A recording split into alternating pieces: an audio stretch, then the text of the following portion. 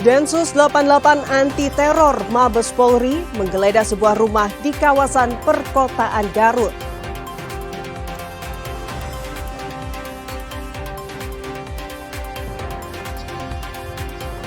Wakil Wali Kota Bandung Erwin tak hadir dalam sidang perdana pra-peradilan.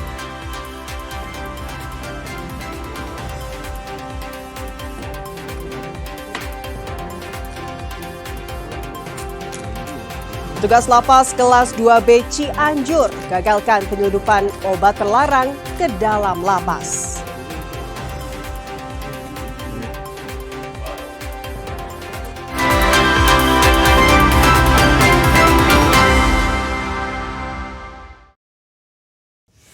Selamat pagi saudara, selain ketiga informasi utama tadi, kami masih memiliki informasi menarik lainnya. Saya Fida Alatas akan menemani Anda dengan berita independen terpercaya. Kita simak Kompas Pagi selengkapnya.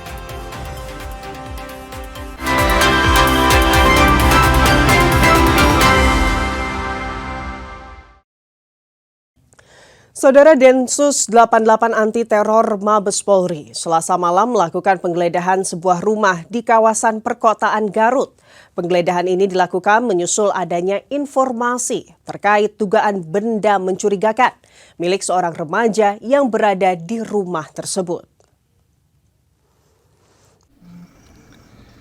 Inilah kondisi saat petugas Densus 88 Anti Teror Mabes Polri bersama Polres Garut melakukan penggeledahan sebuah rumah yang berada di salah satu perumahan di kawasan perkotaan, Kecamatan Garut Kota, Kabupaten Garut. Selain menyita 2 benda mencurigakan, tim Densus 88 juga mengamankan seorang anak di bawah umur yang diduga jaringan teroris Jakarta. Dalam penggeledahan pun sejumlah personel Densus 88 terlihat melakukan sterilisasi area, serta pemeriksaan menyeluruh di dalam rumah. Warga sekitar yang berusaha mendekati lokasi dilarang petugas demi kepentingan keamanan dan proses penyelidikan yang sedang berlangsung. Hingga saat ini, belum ada keterangan resmi dari pihak kepolisian terkait hasil penggeledahan maupun status hukum terkait peristiwa tersebut.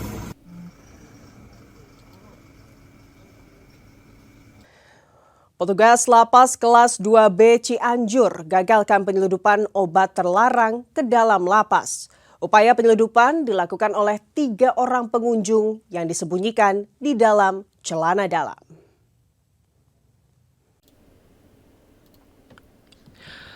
Petugas Lembaga Pemasyarakatan kelas 2B Cianjur menggagalkan upaya penyelundupan pil tramadol sebanyak 145 butir yang dibawa oleh pengunjung ke dalam lapas. Narkotika jenis obat terlarang ini diketahui disembunyikan pelaku di dalam celana dalam yang dibungkus dengan lakban. Pengungkapan ini terjadi saat petugas lapas melakukan pemeriksaan rutin terhadap pengunjung warga binaan pemasyarakatan. Menurut Eris, pengunjung yang kedapatan akan menyelundupkan narkoba ini akan menjenguk warga binaan berinisial RS yang merupakan narapidana kasus narkotika dengan vonis 8 tahun penjara dan telah menjalani masa pidana sekitar 1 tahun 6 bulan di lapas kelas 2B Cianjur. Pukul 10.30 kami berhasil mengagalkan upaya penyelundupan narkoba sebanyak 145 butir tramadol oleh 3 orang pengunjung. 3 orang pengunjung yang mengunjungi 1 orang. Nah, untuk langkah selanjutnya ketiganya apakah diamankan begitu Pak atau bagaimana Pak? Ya betul, jadi kita langsung amankan dan sekitar 30 menit yang lalu kita serah terimakan dengan Polres Cianjur. Setelah ditangkap, petugas lapas langsung menyerahkan para pelaku beserta barang bukti kepada pihak Polres Cianjur untuk diproses lebih lanjut. Angga Riyadi, Kompas TV, Cianjur, Jawa Barat. Saudara, sidang perdana pra-peradilan yang diajukan Wakil Wali Kota Bandung Erwin digelar di Pengadilan Negeri Bandung.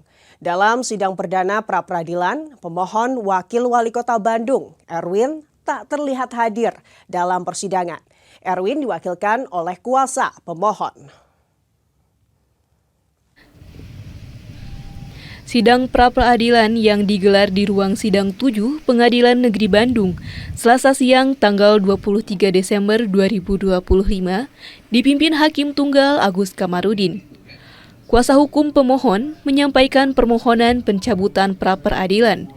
Pencabutan dilakukan karena adanya penambahan kuasa hukum baru yang belum tercantum dalam permohonan awal. Hakim Tunggal Agus Kamarudin menegaskan pencabutan tidak dapat diputuskan seketika. Hakim bahkan menyampaikan putusan atas permohonan pencabutan baru akan dijatuhkan pada 30 Desember 2025. Di tengah perdebatan yang berlangsung, permohonan pencabutan pra-peradilan justru dibatalkan sendiri oleh pihak pemohon. Hakim Tunggal menyatakan tidak keberatan atas perubahan sikap tersebut dan mempersilahkan perkara tetap berjalan. Agenda hukum yang sempat menggantung pun kembali ke jalur awal.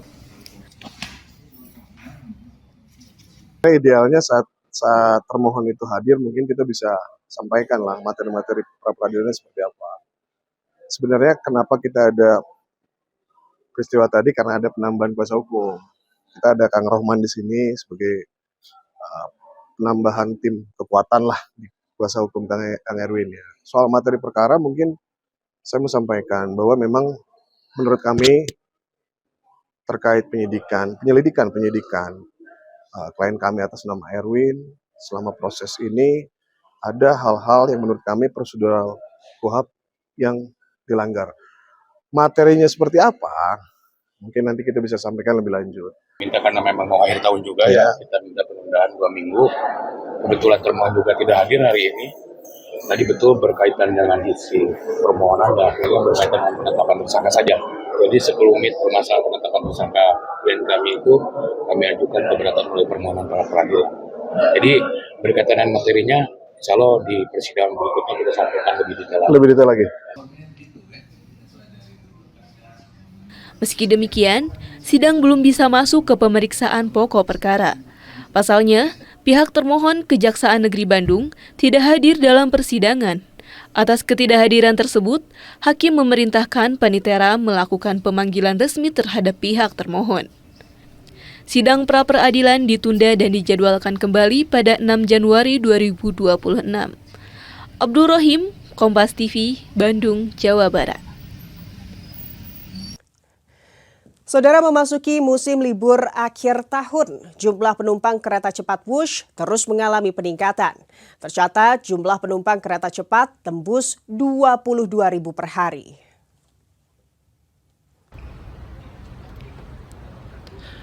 Peningkatan jumlah penumpang kereta cepat Wush terlihat signifikan sejak akhir pekan. Tercatat sebanyak 22.523 penumpang menggunakan layanan Wush dalam satu hari. Hingga Sabtu 20 Desember 2025, jumlah tiket yang telah terjual mencapai 10.000 tiket. Dan angka tersebut masih berpotensi terus bertambah seiring mendekatnya puncak arus libur akhir tahun. Berdasarkan data keberangkatan per stasiun, Stasiun Halim menjadi stasiun tersibuk dengan hampir 12.000 penumpang. Disusul Stasiun Padalarang dengan lebih dari 7.700 penumpang. Sementara Stasiun Tegaluar dan Karawang masing-masing melayani lebih dari 2.200 dan 500 penumpang. Dari sisi rute perjalanan, relasi Halim Padalarang menjadi yang paling diminati, yang mencerminkan tingginya mobilitas masyarakat antara Jakarta dan Bandung selama libur akhir tahun. Ya, peningkatan volume penumpang Wush di momen Nataru ini sudah mulai terlihat sejak minggu pekan lalu. Jadi rata-rata perharinya sudah mencapai hingga 22.500. Dan memang peningkatan penumpang ini kalau dibandingkan tahun lalu meningkat sampai dengan 25% ya. Karena memang sejumlah layanan juga meningkat dibandingkan tahun lalu. Sebagai contoh, untuk perjalanan KA tahun ini ada 62 KA per hari, sementara tahun lalu hanya 48 perjalanan per hari. Dan tentunya kami memprediksi peningkatan ini akan terus terjadi, dan di puncak-puncak peningkatan itu akan terjadi di tanggal 22 Desember dan juga tanggal 30 Desember. Untuk mengantisipasi lonjakan penumpang selama masa angkutan Natal dan Tahun Baru, KCIC mengerahkan 530 petugas pengamanan gabungan dari personil internal KCIC, TNI, dan Polri. Selain itu, sebanyak 688 petugas pelayanan juga disiagakan di stasiun dan di dalam rangkaian kereta, mulai dari pramugari, kondektur, petugas peron, hingga layanan pelanggan bergerak. Tim Liputan, Kompas TV, Bandung, Jawa Barat. Saudara, di perayaan Natal tahun ini, penjualan hampers Natal meningkat hingga 15%. Informasi selengkapnya usai jeda. Tetaplah di Kompas Pagi.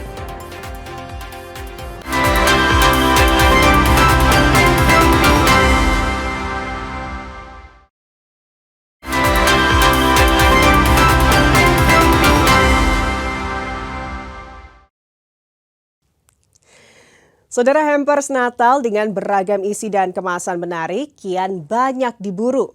Di Bandung, saudara, penjualan hampers meningkat hingga 15% dibandingkan musim Natal tahun lalu.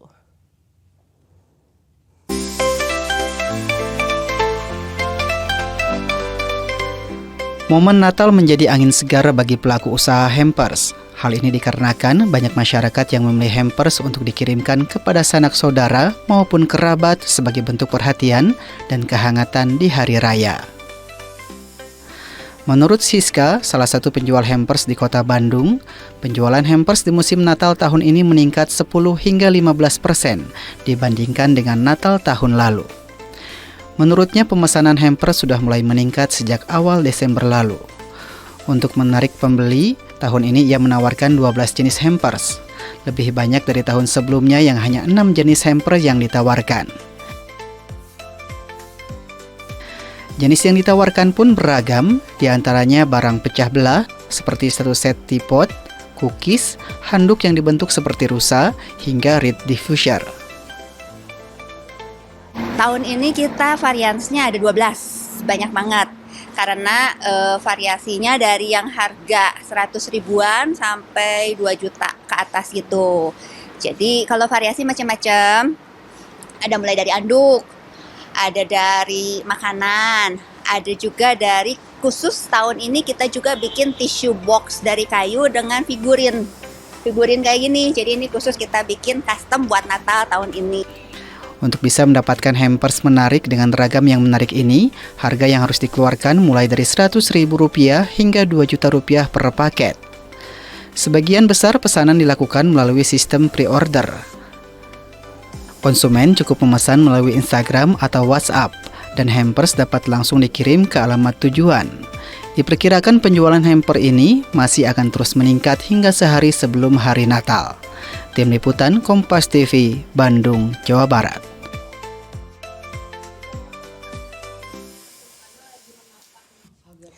Momen Natal menjadi angin segar bagi pelaku usaha hampers. Di Bandung, saudara, penjualan hampers meningkat hingga 15% dibandingkan musim Natal tahun lalu. Berikut laporan jurnalis Kompas TV, Mita Handayani dan juru kamera Reza Pratapa. Momen Natal dan Tahun Baru seringkali dipergunakan masyarakat untuk saling berkirim hadiah. Salah satunya adalah mengirimkan hampers. Nah, di samping saya ini ada salah satu jenis hampers yang biasanya dikirimkan untuk sanak saudara atau kerabat terdekat. Nah, ini bisa dilihat salah satu hampers ini isinya ini ada cookies, lalu ada pengharum ruangan dan juga ada botol. Dan di sini juga banyak hampers-hampers lainnya yang bisa dikirimkan ke sanak saudara atau sahabat-sahabat terdekat. Dan untuk mengetahui lebih jelas ada apa saja sih jenis hampers yang bisa dikirimkan ke sanak saudara atau sahabat, di samping saya sudah ada Kak Siska. Halo Kak Siska, apa kabar? Baik banget. Kak Siska, kalau misalnya dilihat kan ini banyak sekali jenis hamper. Sebenarnya yang dijual oleh Kak Siska sendiri ini ada berapa jenis hamper sih? Kalau jenis hampersnya itu ada 12 macam jenis hampers. Jadi harganya variasi banget. Dari yang harganya 100 ribuan sampai ada yang harganya jutaan. Nah, dalamnya macam-macam. Ada dari anduk, ada dari barang pecah belah, ada juga barang dari kayu. Tempat tisu ini sengaja kita khusus bikin tahun ini. Jadi kita bikin figurin lucu untuk tempat tisu bertemakan Natal. Nah, kalau misalnya dari penjualan sendiri, hampers ini sudah mulai banyak dipesan sejak kapan nih, Kak? Kalau untuk company, mereka udah mulai pesen di kita dari akhir November atau enggak awal Desember. Tapi kalau buat pribadi, itu dari tanggal 18, 20, mentoknya paling terakhir itu tanggal 24 Desember. Nah, kalau misalnya varian yang sering banyak dicari oleh masyarakat untuk momen Natal Tahun Baru ini apa nih? Barang pecah belah itu hype banget ya. Jadi tahun ini yang paling hype itu ini. Paket T-set dari barang keramik. Nah, ini itu peminatnya banyak banget, kita restocknya berkali-kali buat yang barang ini gitu ya. Nah, kalau misalnya dari segi penjualan, ini ada peningkatan nggak sih penjualan tahun ini dengan tahun lalu? Penjualan tahun ini kira-kira peningkatannya sekitar 10-15% lah daripada tahun lalu. Mungkin karena di kita variasinya lebih banyak banget nih dibanding tahun lalu ya, jadi mungkin jadi orang lebih banyak juga antusias untuk memesan hampers di tempat ini. Kalau tahun lalu memang ada berapa jenis hampers yang disiapkan? Tahun lalu kita cuma nyiapin 6 macam hampers. Tahun ini kita 12 sampai 2 kali lipatnya. Cara pembelian sendiri seperti apa nih? Agar masyarakat yang ingin membeli itu tahu begitu, apakah bisa datang langsung atau harus melakukan pemesanan secara online? Kalau sekarang semua tuh udah serba online ya. Jadi mereka tahu kita banyak lewat Instagram. Jadi mereka lihat produknya kita di Instagram, lalu mereka tinggal WhatsApp ke kita, pesen, tinggal minta dikirim tanggal berapa, kita lakuin pengiriman. Oke, baik. Terima kasih Kak Siska untuk obrolan kita tentang hampers. Nah, itu tadi perbincangan saya dengan Kak Siska, salah satu penjual hampers yang ada di Kota Bandung. Jadi, udah tahu ya pemirsa, kalau misalnya mau mengirim hampers ini bisa berupa barang pecah belah, cookies, atau misalnya pengharum ruangan. Nita Handayani, Reza Pratama, Bandung, Jawa Barat.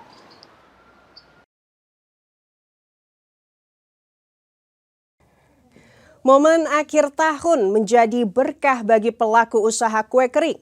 Di Bandung, saudara, menjelang Natal 2025 dan Tahun Baru 2026, penjualan kue kering meningkat lebih dari 200%. Menjelang perayaan Natal 2025 dan Tahun Baru 2026, penjualan kue di salah satu produsen kue kering Kota Bandung mengalami peningkatan. Untuk memenuhi kebutuhan konsumen, produksi kue kering sudah mulai digencarkan sejak awal bulan November. Kenaikan penjualan lebih dari 200% dibandingkan hari biasa. Peningkatan ini sudah dirasakan penjual kue sejak awal Desember dan diperkirakan masih akan berlangsung hingga pergantian tahun 2026.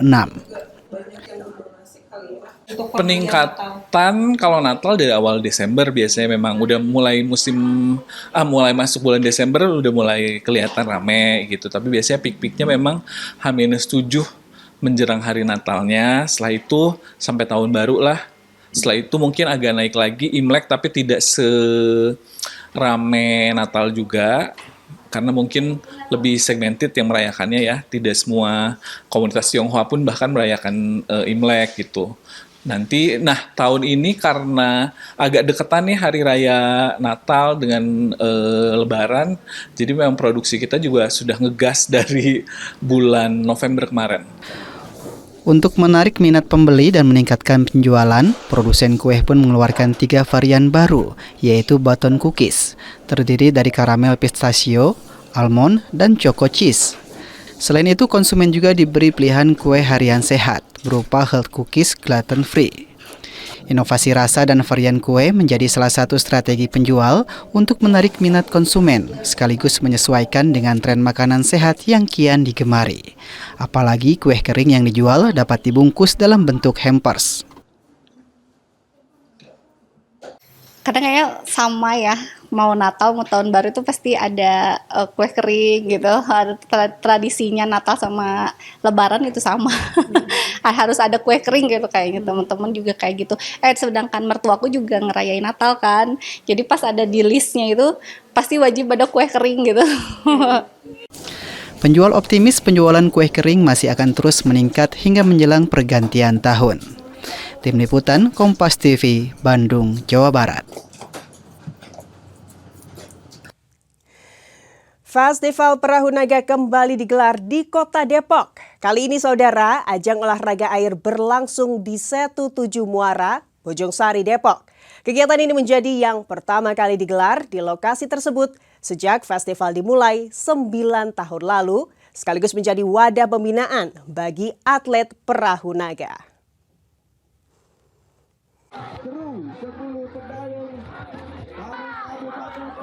Sebanyak 16 regu perahu naga turut ambil bagian dalam festival ini.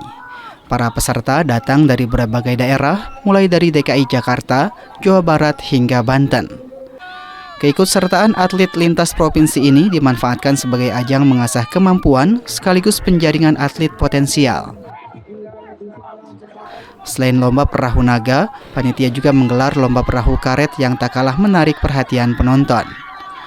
Perlombaan ini tidak hanya menjadi hiburan, tetapi juga membuka ruang bagi atlet dan komunitas olahraga air untuk menampilkan kemampuan mereka. Selain mendukung pembinaan atlet, pemilihan lokasi ini juga bertujuan memperkenalkan potensi setu kepada masyarakat luas.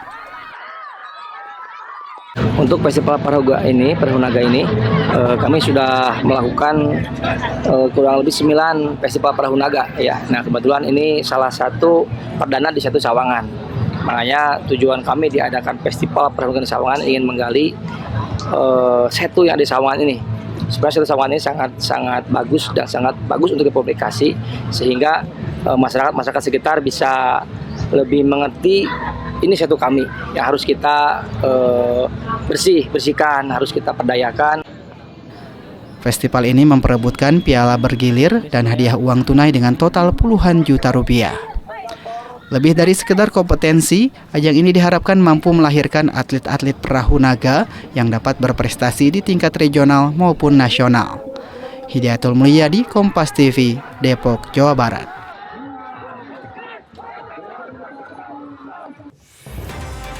Sensasi camping premium di kaki Gunung Gede Pangrango. Informasinya sesaat lagi saudara, tetaplah di Kompas Pagi.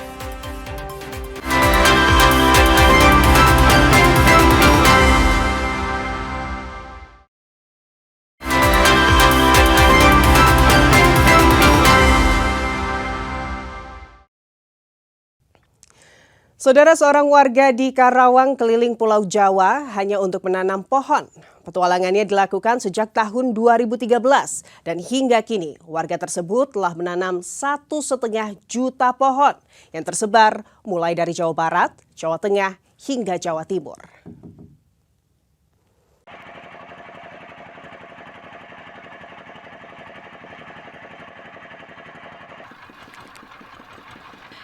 Kawasan hutan mangrove di pantai utara Karawang, Jawa Barat ini adalah salah satu hutan mangrove yang dibangun Ahmad Patoni bersama komunitas pecinta lingkungan di Kecamatan Cilamaya, Karawang.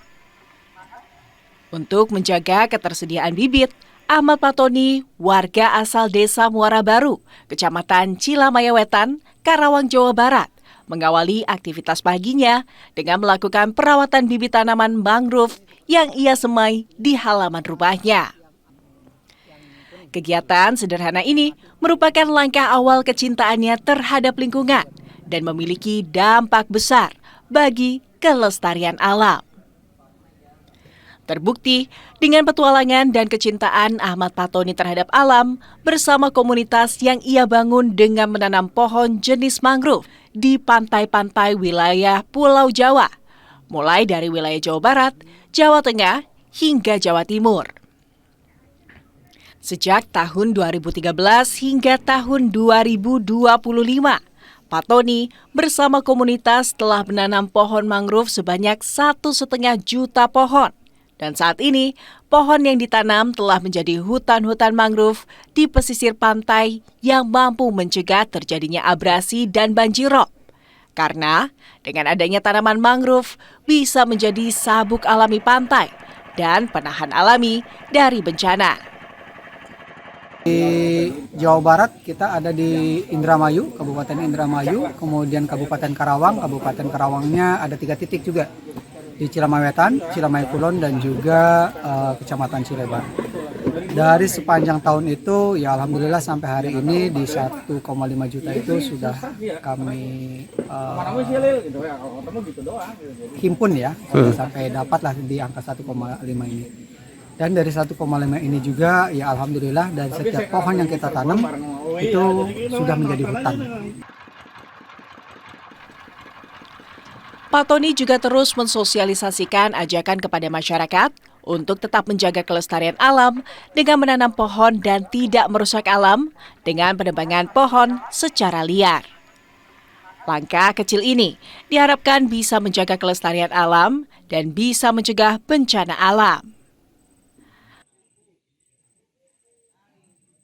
Khususnya di Kabupaten Karawang, dengan total banyak itu kami ingin mendorong agar saudara kami Ahmad Patoni untuk mendapatkan Kalpataru, dan kami mohon doanya baik dari pemerintah, baik dari masyarakat agar ini berhasil, karena ini adalah bagian daripada apresiasi untuk menjaga lingkungan.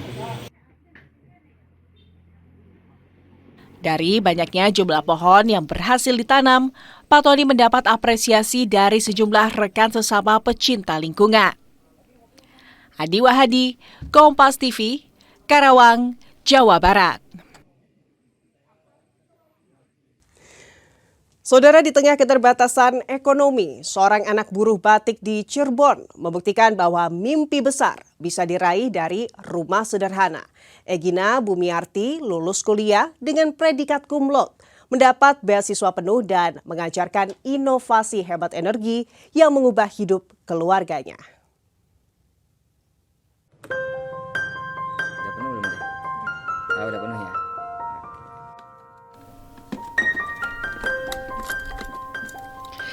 Di Desa Trusmi Kulon, inilah Egina Rumiarti.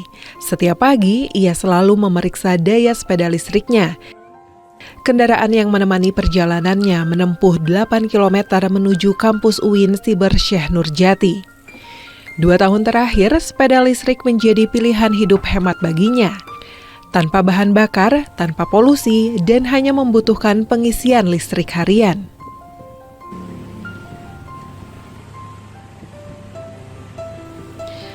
Beginilah perjalanan Egina, anak buruh batik yang lulus cum laude pada Agustus 2025.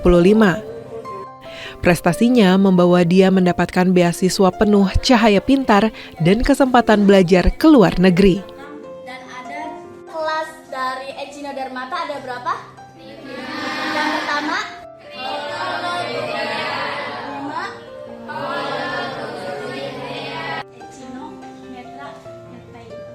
Meski berprestasi, Egina tetap rendah hati. Ia menjualkan batik karya ibunya ke dosen dan mahasiswa untuk membantu membeli token listrik dan kebutuhan sehari-hari. Saya juga mendapatkan penghargaan untuk belajar ke luar negeri di Malaysia. Dan sisa hasil uang dari belajar ke Malaysia, saya belikan sepeda listrik. Kenapa?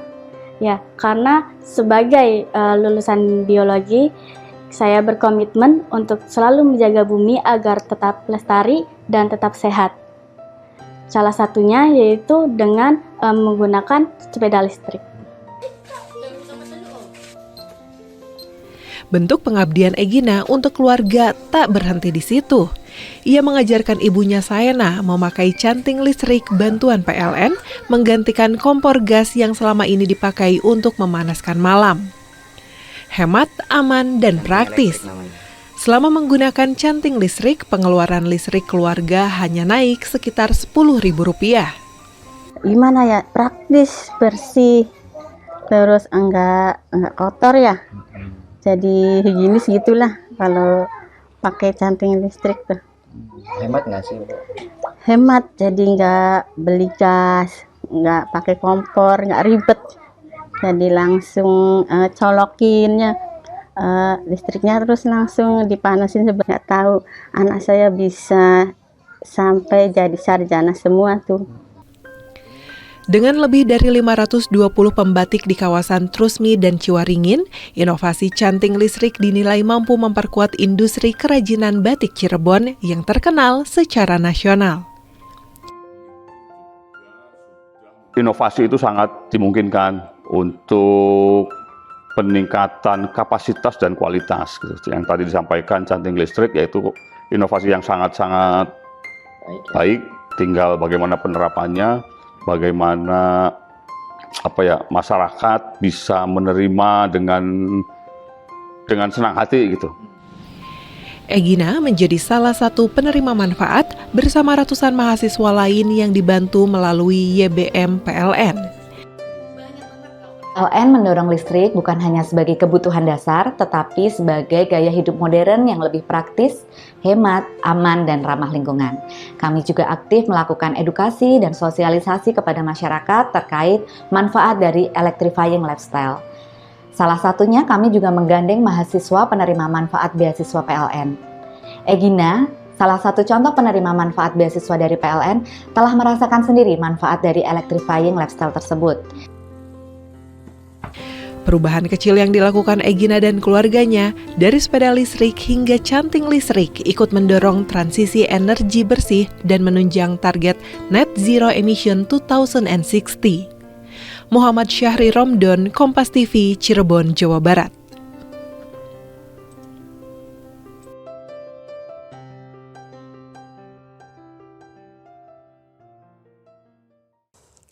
Saudara, memasuki libur panjang Natal dan Tahun Baru, wisata camping Golpara di Kabupaten Sukabumi mulai ramai dikunjungi wisatawan. Berada di bawah kaki Gunung Gede Pangrango, wisatawan disuguhkan dengan udara yang segar dan pemandangan hamparan kebun teh Golpara. Golpara Estate Camp di Kecamatan Sukaraja, Kabupaten Sukabumi bisa menjadi salah satu pilihan untuk mengisi libur panjang Natal dan Tahun Baru. Bagi pecinta wisata camping bisa jadi pilihan untuk dikunjungi karena menawarkan berbagai fasilitas. Mulai dari camping premium, camping ground, dan camper van. Ada 7 tenda camping premium, 12 tenda area camping ground, dan 7 kafling arena camper van yang wisatawan bisa pilih sesuai selera. Di sini juga pengunjung dapat menikmati kafe yang menyuguhkan kopi khas lokal Sukabumi yang tak kalah bersaing karena memiliki seorang peracik atau bartender yang sudah berpengalaman. Aroma kopi lokal Sukabumi juga memiliki ciri khas yang bisa dinikmati wisatawan terutama pecinta kopi hitam. Harganya pun sangat terjangkau dari Rp20.000 hingga Rp25.000 dengan berbagai pilihan kopi yang bisa dinikmati sesuai selera.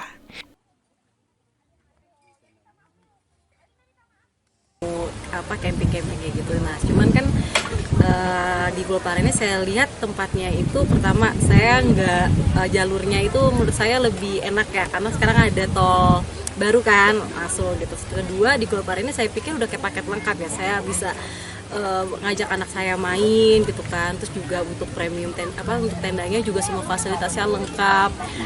Dari saya juga dapat cabin, saya dapat grindernya, pokoknya semua sampai ada kamar mandi sendiri kayak gitu kan. Jadi menurut saya masih newbie, saya nggak yang terlalu masih agak nyaman ya gitu kan.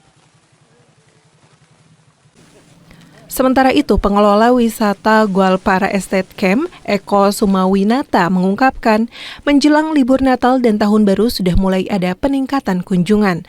Terlebih nanti di pergantian tahun sudah dipesan wisatawan yang akan mengisi liburan.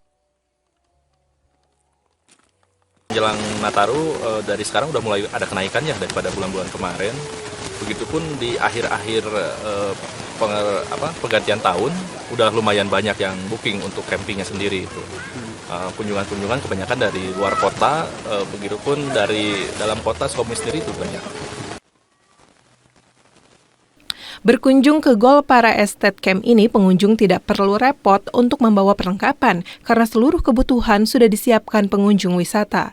Perjalanan luar kota pun akan terbayarkan dengan udara yang sejuk dan pemandangan hamparan kebun teh menambah kesegaran terlebih menjelang malam dan pagi hari. Andris Muhtar, Kompas TV, Sukabumi, Jawa Barat. Saudara, duel derby Jawa Timur antara Arema FC kontra Madura United berakhir tanpa pemenang. Informasi selengkapnya kami hadirkan usai jeda.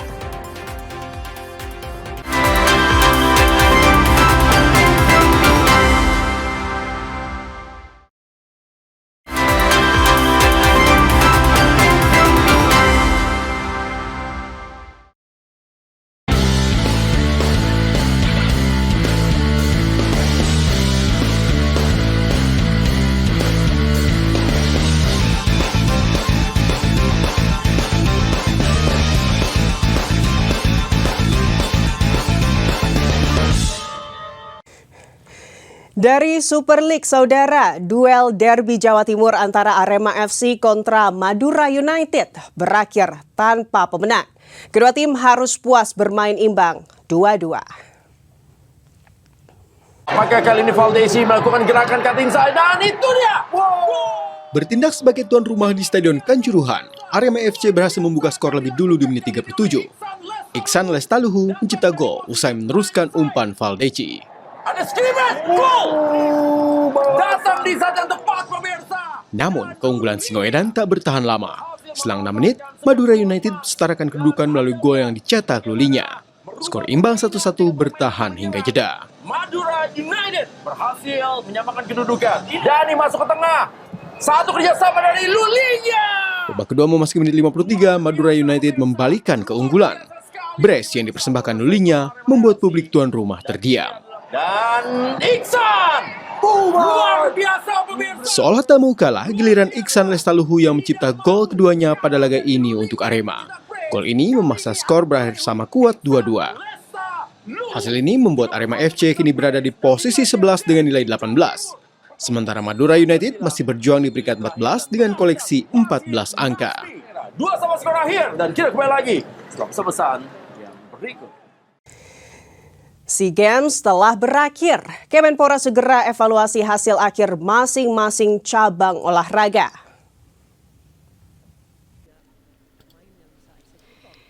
Deputi 3 Kemenpora Surodo bilang, Kemenpora segera lakukan evaluasi bersama tim pakar.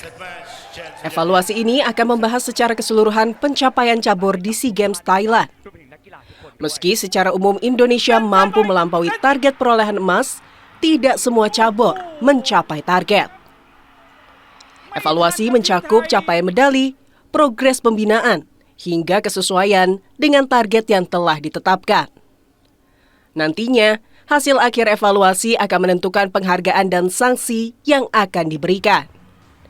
Adapun beberapa cabur mampu mencapai bahkan melampaui target, seperti atletik, bulu tangkis, dan panjat tebing.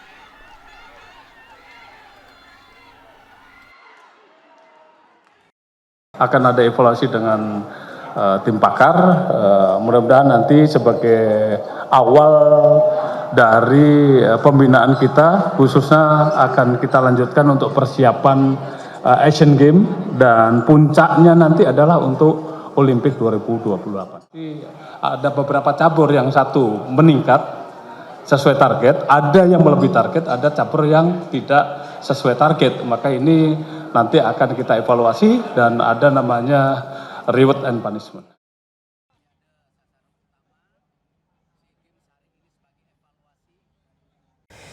PSSI disebut akan segera mengumumkan pelatih baru Timnas Indonesia menggantikan Patrick Kluivert. Segudang pengalaman dan prestasi saat menukangi Timnas membuat nama John Herdman semakin menguat menjadi juru taktik Timnas Indonesia.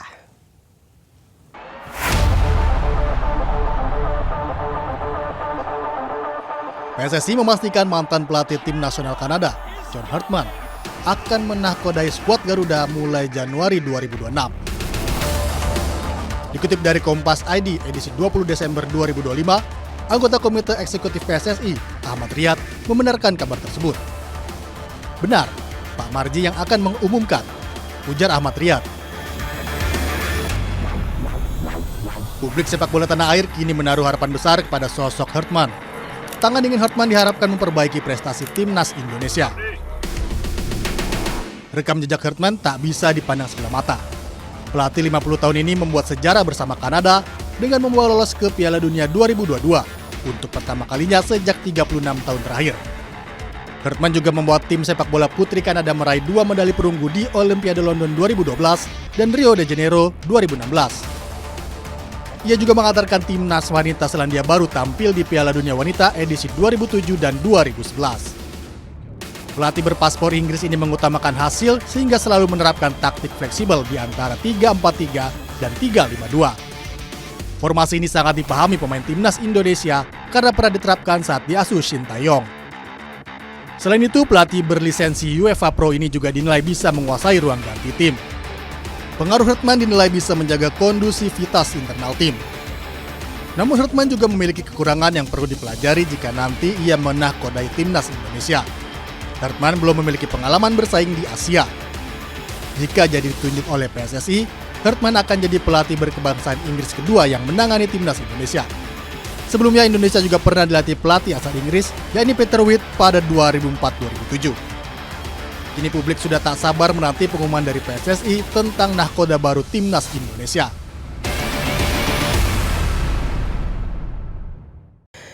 Saudara, cetak sejarah bawa pulang emas pertama kali di ajang SEA Games 2025, Timnas Futsal Putra Indonesia disambut meriah supporter La Grande di Bandara Soekarno-Hatta.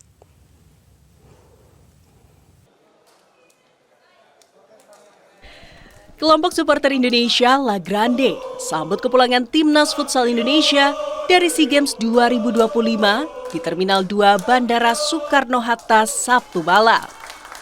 Spanduk dibentangkan, yel-yel dikumandangkan saat Iqbal Iskandar dan kawan-kawan memasuki area penyambutan yang digelar NOC Indonesia.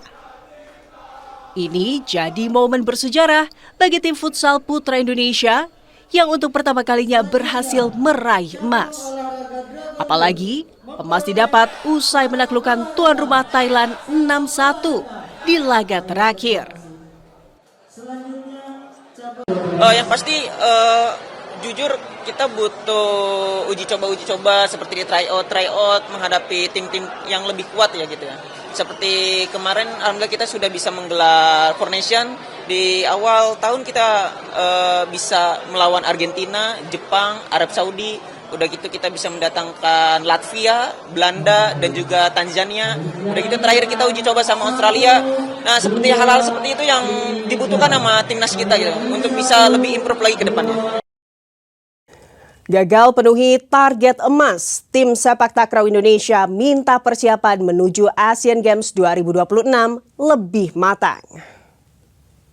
Republik Indonesia.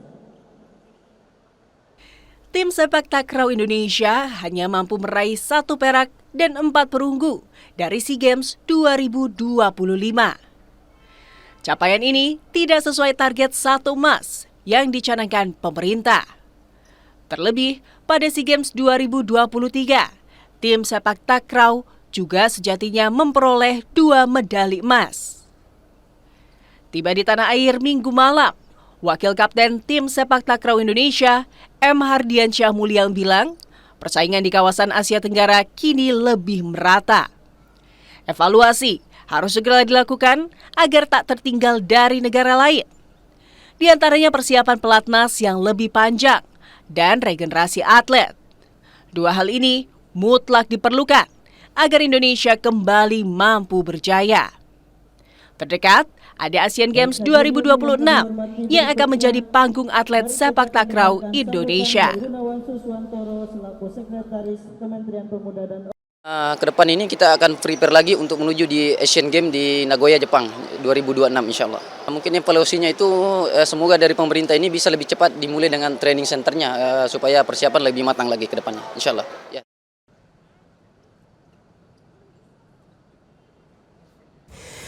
Densus 88 anti teror Mabes Polri menggeledah sebuah rumah di kawasan perkotaan Garut. Informasi selengkapnya kami hadirkan usai jeda. Tetaplah di Kompas Pagi.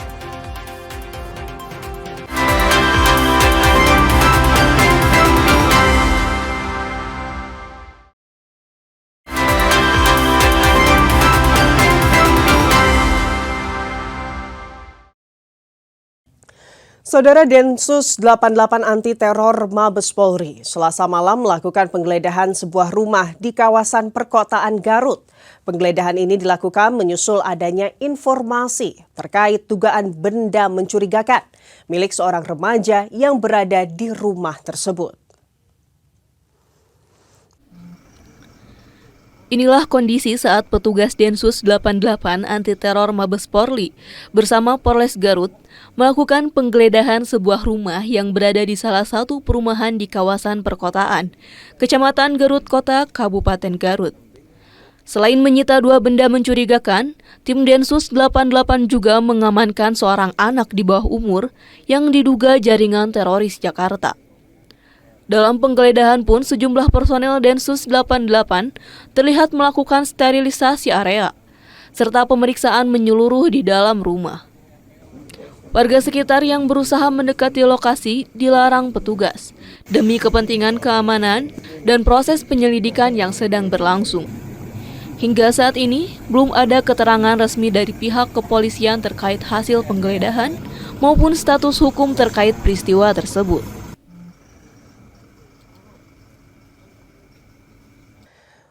Petugas Lapas Kelas 2B Cianjur gagalkan penyeludupan obat terlarang ke dalam lapas. Upaya penyeludupan dilakukan oleh 3 orang pengunjung yang disembunyikan di dalam celana dalam.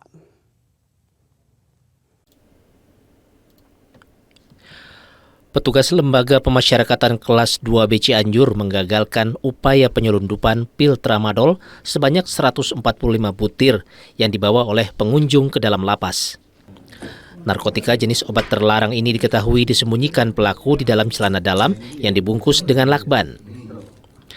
Pengungkapan ini terjadi saat petugas lapas melakukan pemeriksaan rutin terhadap pengunjung warga binaan pemasyarakatan. Menurut Eris, pengunjung yang kedapatan akan menyelundupkan narkoba ini akan menjenguk warga binaan berinisial RS yang merupakan narapidana kasus narkotika dengan vonis 8 tahun penjara dan telah menjalani masa pidana sekitar 1 tahun 6 bulan di Lapas Kelas 2B Cianjur. Pukul 10.30 kami berhasil mengagalkan upaya penyelundupan narkoba sebanyak 145 butir tramadol oleh 3 orang pengunjung. 3 orang pengunjung yang mengunjungi 1 orang. Nah, untuk langkah selanjutnya ketiganya apakah diamankan begitu Pak atau bagaimana Pak? Ya betul, jadi kita langsung amankan dan sekitar 30 menit yang lalu kita serah terimakan dengan Polres Cianjur. Setelah ditangkap, petugas lapas langsung menyerahkan para pelaku beserta barang bukti kepada pihak Polres Cianjur untuk diproses lebih lanjut. Angga Riyadi, Kompas TV, Cianjur, Jawa Barat. Saudara, sidang perdana pra-peradilan yang diajukan Wakil Wali Kota Bandung, Erwin, digelar di Pengadilan Negeri Bandung. Dalam sidang perdana pra-peradilan, pemohon Wakil Wali Kota Bandung, Erwin, tak terlihat hadir dalam persidangan. Erwin diwakilkan oleh kuasa pemohon. Sidang pra-peradilan yang digelar di ruang sidang 7 Pengadilan Negeri Bandung, Selasa siang tanggal 23 Desember 2025, dipimpin Hakim Tunggal Agus Kamarudin. Kuasa hukum pemohon menyampaikan permohonan pencabutan pra-peradilan. Pencabutan dilakukan karena adanya penambahan kuasa hukum baru yang belum tercantum dalam permohonan awal. Hakim Tunggal Agus Kamarudin menegaskan pencabutan tidak dapat diputuskan seketika. Hakim bahkan menyampaikan putusan atas permohonan pencabutan baru akan dijatuhkan pada 30 Desember 2025. Di tengah perdebatan yang berlangsung, permohonan pencabutan pra-peradilan justru dibatalkan sendiri oleh pihak pemohon. Hakim Tunggal menyatakan tidak keberatan atas perubahan sikap tersebut dan mempersilahkan perkara tetap berjalan. Agenda hukum yang sempat menggantung pun kembali ke jalur awal. Idealnya saat termohon itu hadir, mungkin kita bisa sampaikan lah materi-materi pra-peradilannya seperti apa. Sebenarnya kenapa kita ada peristiwa tadi, karena ada penambahan kuasa hukum. Kita ada Kang Rohman di sini sebagai penambahan tim kekuatan lah di kuasa hukum Kang Erwin ya. Soal materi perkara mungkin saya mau sampaikan bahwa memang menurut kami terkait penyelidikan klien kami atas nama Erwin, selama proses ini ada hal-hal yang menurut kami prosedural KUHP yang dilanggar. Materinya seperti apa? Mungkin nanti kita bisa sampaikan lebih lanjut.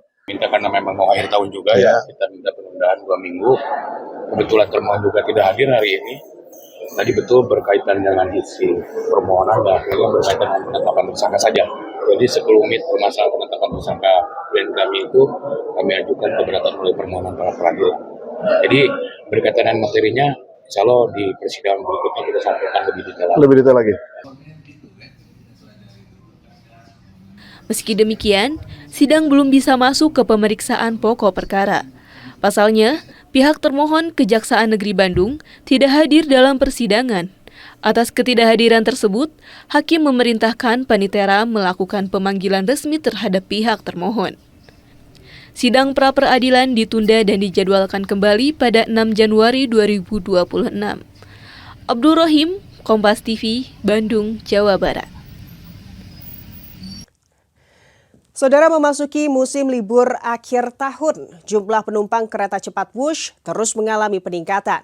Tercatat jumlah penumpang kereta cepat tembus 22.000 per hari.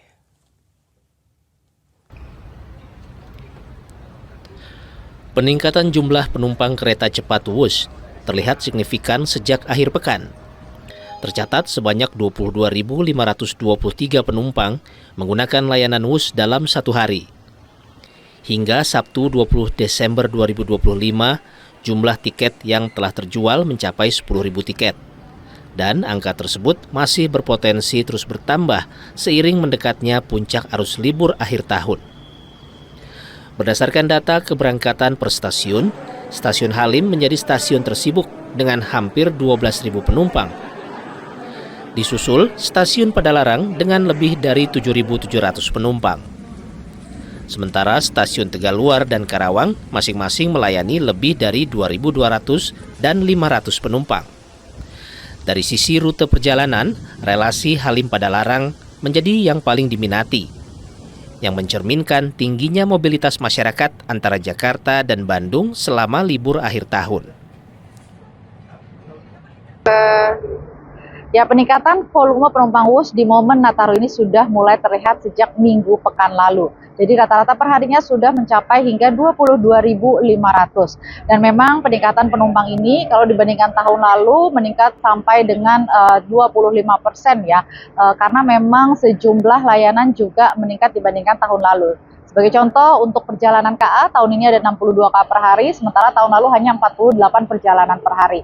Dan tentunya kami memprediksi peningkatan ini akan terus terjadi dan di puncak-puncak peningkatan itu akan terjadi di tanggal 22 Desember dan juga tanggal 30 Desember. Untuk mengantisipasi lonjakan penumpang selama masa angkutan Natal dan Tahun Baru, KCIC mengerahkan 530 petugas pengamanan gabungan dari personil internal KCIC, TNI, dan Polri. Selain itu, sebanyak 688 petugas pelayanan juga disiagakan di stasiun dan di dalam rangkaian kereta, mulai dari pramugari, kondektur, petugas peron, hingga layanan pelanggan bergerak. Tim Liputan, Kompas TV, Bandung, Jawa Barat. Saudara, dengan berakhirnya informasi tadi sekaligus mengakhiri Kompas Pagi episode hari ini. Saya Fida Alatas beserta kru yang bertugas mengucapkan terima kasih dan sampai jumpa.